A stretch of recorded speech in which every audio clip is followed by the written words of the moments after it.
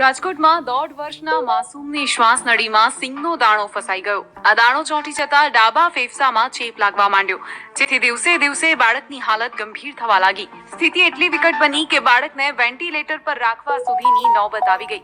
આખરે CT scan કરવામાં આવતા ડોક્ટર પણ અચંબિત થઈ ગયા.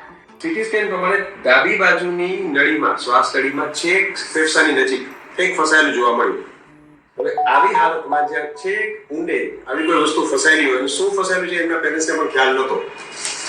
દૂરબીન વડે બ્રોન્કોસ્કોપીની તપાસ કરવામાં આવી બાળકને ઘેન આપીને, અને 2 થી 3 કટકા શિંગદાણાના કાઢવામાં આવ્યા. કેસની વિકટ પરિસ્થિતિ હતી કે બાળકની શ્વાસની માત્ર 5 મિલીમીટર જેટલી ડાયામીટરમાં હોય. 3 મિલીમીટર અમારું દૂરબીન જાય અને દૂરબીન વડે એને કાઢવાનું હોય. 1-1.5 મહિના જૂની વસ્તુ ફસાયેલી હોય એટલે ચામડી સાથે ચોટેલી હોય.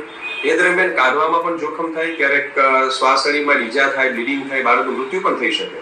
દરેક માતા પિતા માટે આ કિસ્સો ચેતવણીરૂપ છે. આવી ઘટનાથી બચવા બાળક પર નજર રાખવી ખૂબ જરૂરી છે. કુલીન પારેખ, દિવ્ય ભાસ્કર, રાજકોટ.